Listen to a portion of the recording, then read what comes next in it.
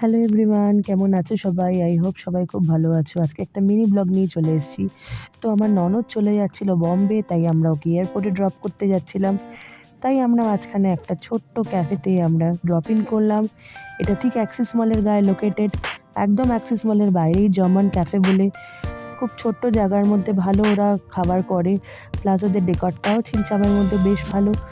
আহ, আমরা একটা garlic butter prawn আর তার সাথে মকটেলস দুটো রকমের, আর তার সাথে একটা নুডলস, আর তার সাথে নিয়েছিলাম একটা অ্যাসর্টেড সসেজ প্ল্যাটার। তো আমি এখানে এর আগেও ভিজিট করেছি, আমার বেশ ভালো লাগে। এখানে অ্যাক্সিস মলে আজকাল অনেক অনেক নতুন দোকান খুলেছে, বাঞ্চারাম বলো, অনেক নানা রকমের ওয়াও মোমো, কারিমস।